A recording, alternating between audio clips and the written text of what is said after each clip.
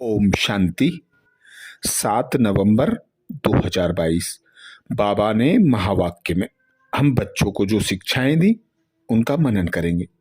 बाबा बोले, मीठे बच्चे, मनुष्य जो बाप को भूल दुबन अर्थात दलदल में फंसे हुए हैं, उन्हें निकालने की मेहनत करो। विचार सागर मंथन कर सबको बाप का सत्य परिचय दो। बाबा बोले, मीठे बच्चे, मनुष्य जो बाप को भूल दुबन अर्थात दलदल में फंसे हुए हैं, उन्हें निकालने की मेहनत करो। विचार सागर मंथन कर सबको बाप का सत्य परिचय दो। आज इस पतित दुनिया में, दुखी दुनिया में, पुरानी दुनिया में बाबा कहते सब दलदल में डूबे हुए हैं, फंसे हुए हैं। उन्हें निकालने की युक्ति रचो। 5 विकारों का ऐसा जाल फैला हुआ है जिसमें हर मनुष्य आत्मा फंसी हुई है।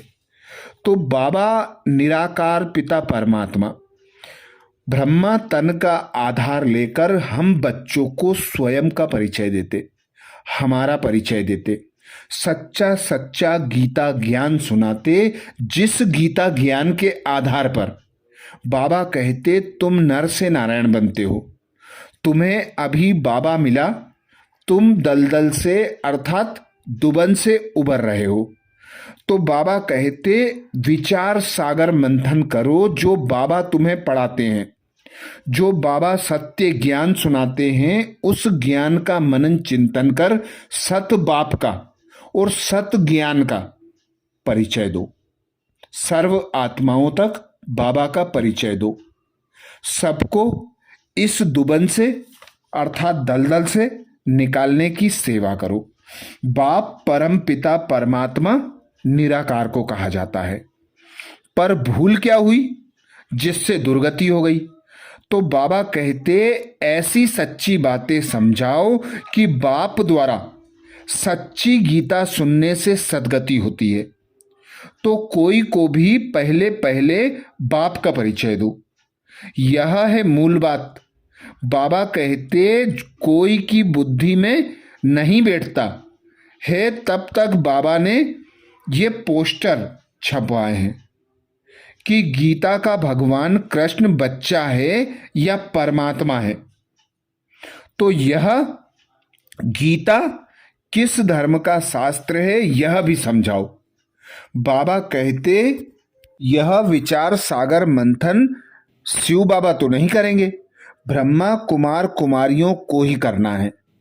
और पुकारते भी हैं। बाप कहते हैं तुमको 5 विकारों रूपी रावण पर जीत पानी है, फिर सतयुग में तुम जीव आत्माएं सुख में हो जाएंगी।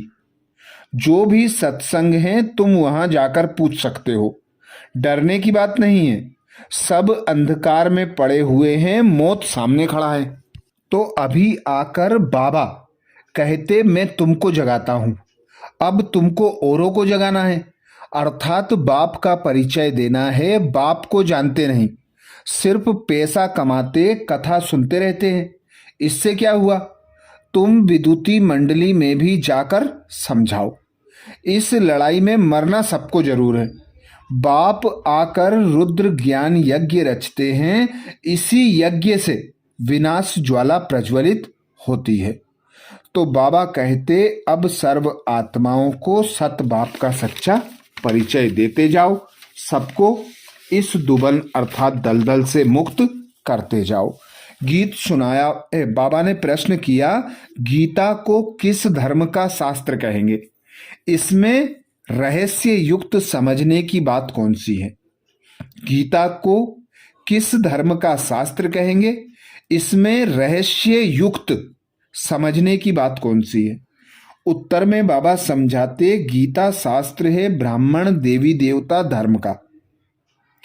ब्राह्मण देवी देवताए नमः कहा जाता है। इसे सिर्फ देवता धर्म का शास्त्र नहीं कहेंगे, क्योंकि देवताओं में तो यह ज्ञान है ही नहीं। ब्राह्मण यह गीता ज्ञान सुनकर देवता बनते हैं, इसलिए ब्राह्मण देवी देवता दोनों का ही यह शास्त्र है। यह कोई हिंदू धर्म का शास्त्र नहीं कहा जाता।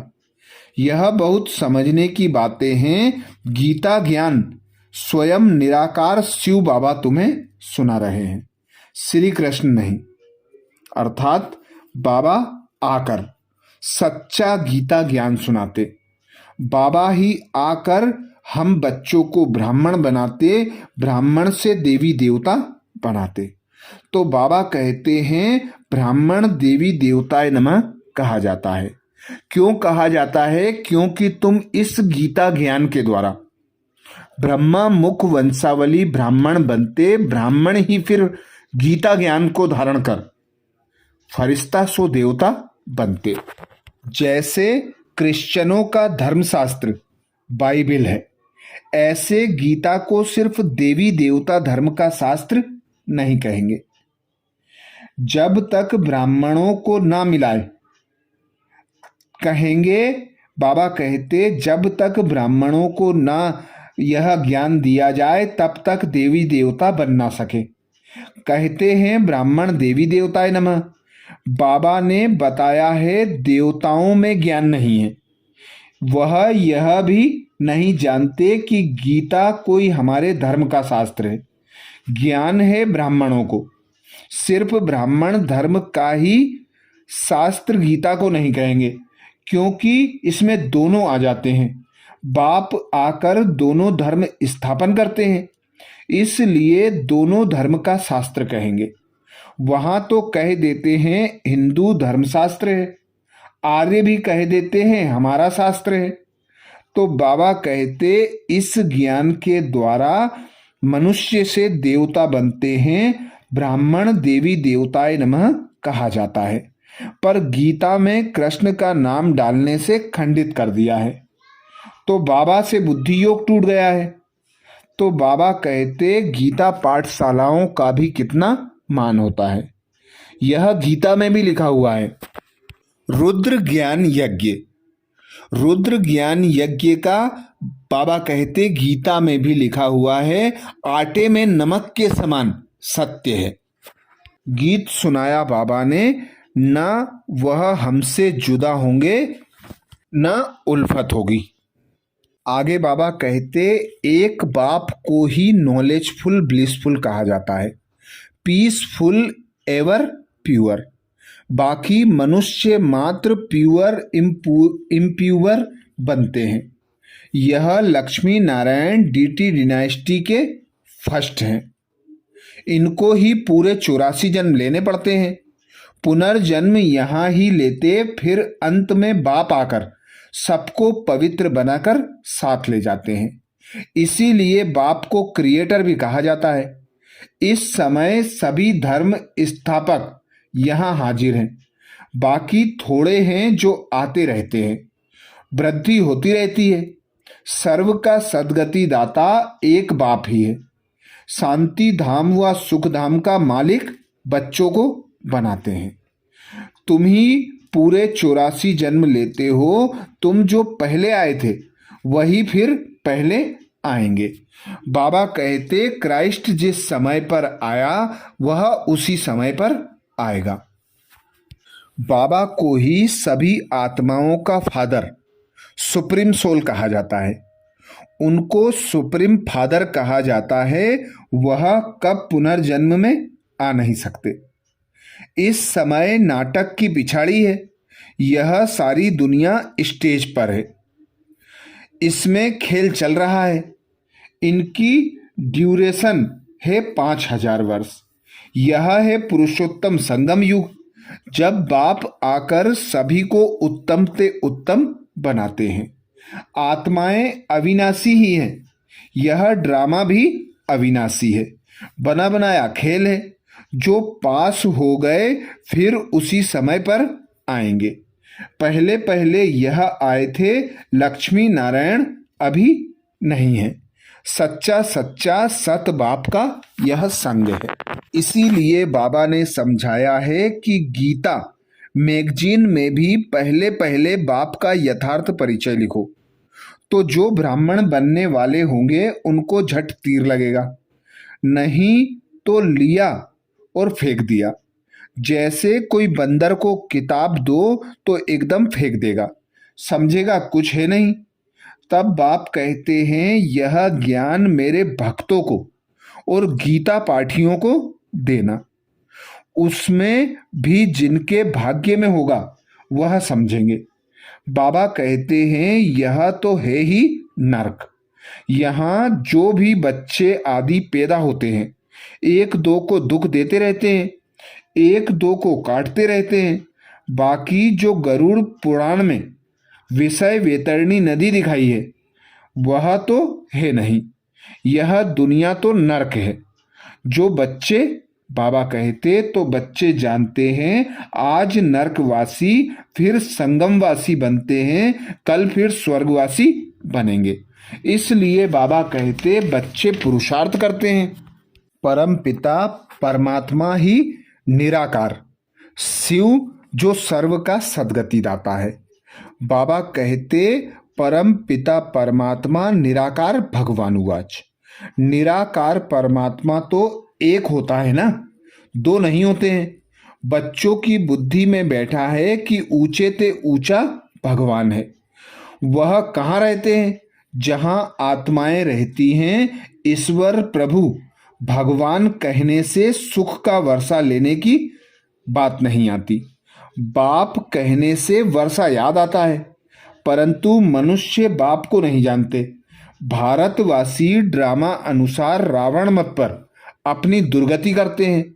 तो पहले पहले यह समझाना है कि ब्रह्मा विष्णु शंकर सूक्ष्म शरीरधारी हैं, मनुष्य स्थूल देहधारी हैं, परंतु स्थूल व सूक्ष्म देहधारी को बाप नहीं कहेंगे। वह है निराकार परमात्मा। तो सर्व आत्माओं को यह सच्चा सच्चा ज्ञान सुनाना है। आज बाबा ने हम बच्चों को वरदान दिया। वरदान में बाबा बोले सच्चे वैष्णव बन, पवित्रता की श्रेष्ठ स्थिति का अनुभव करने वाले, संपूर्ण पवित्र भाव। सच्चे वैष्णव बन, पवित्रता की श्रेष्ठ स्थिति का अनुभव करने वाले, संपूर्ण पवित्र भाव। पवित्रता की श्रेष्ठ स्थिति अर्थात मैं आत्मा निराकार हूं। निराकार पिता परमात्मा पवित्रता के सागर की संतान हूं।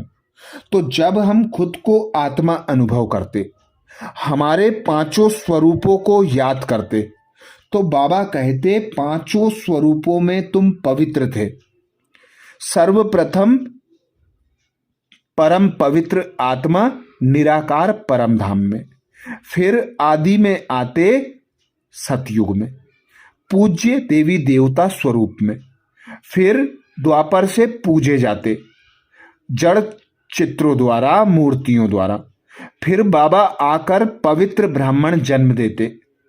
तो बाबा कहते तुम्हारे जो स्वरूप हैं वह भी पवित्र हैं।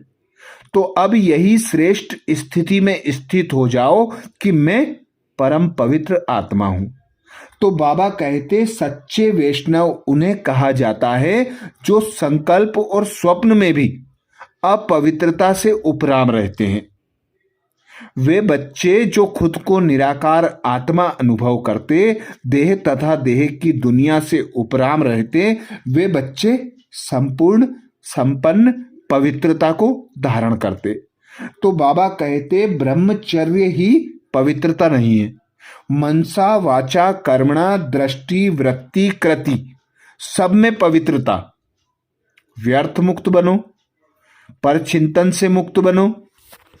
बड़े बड़े जो 5 विकार बताए जाते हैं वे तो बाप हैं। उनके बच्चे, उनके भाई बहनों को भी बाबा कहते भूलना पड़े, तब संपूर्ण पवित्र कहलाएंगे। तो बाबा कहते संपूर्ण पवित्रता की धारणा बहुत श्रेष्ठ और सहज है। संपूर्णता, संपूर्ण पवित्रता का अर्थ है स्वप्न मात्र भी, संकल्प मात्र भी अपवित्रता मन बुद्धि को टच नहीं करे। इसी को कहा जाता है सच्चे वैष्णव। चाहे अभी नंबरवार पुरुषार्थी हो, लेकिन पुरुषार्थी का लक्ष्य संपूर्ण पवित्रता है, क्योंकि घर जाना है, और यह सहज भी है क्योंकि असंभव को संभव करने वाले सर्वशक्तिमान बाप का साथ है। स्लोगन में बाबा कहते, सहज योगी वह है जो हट व मेहनत करने के बजाय रमणीकता से पुरुषार्थ करें। सहज योगी वह है जो हट व मेहनत करने के बजाय रमणीकता से पुरुषार्थ करें। अर्थात हट योगी बनकर योग लगाना, बैठकर योग लगाना, संन्यास लेकर योग लगाना। बाबा कहते यह कोई योग नहीं है, सहज योगी नहीं है। चलते फिरते, उठते बैठते, खाते पीते हर समय बाबा को साथी बनाकर रखना, हर समय बाबा की याद रहना, यह सहज योग है। इसीलिए बाबा आकर हम बच्चों को कर्म योगी बनाते कि कर्म करते करते, चलते फिरते, उठते बैठते, खाते पीते हर समय बाबा को साथ रखो, यह है सहज योग। इसमें ही बाबा कहते रमणीकता समाई हुई है, तीव्र पुरुषार्थ समाया हुआ है। ऐसे नहीं कि घर बार छोड़कर चले गए, सन्यासी बन गए, बैठकर योग लगा रहे, नहीं, चलते फिरते, उठते बैठते सहज योगी बनकर रमणीकता से पुरुषार्थ करना है। तो ये थे बाबा के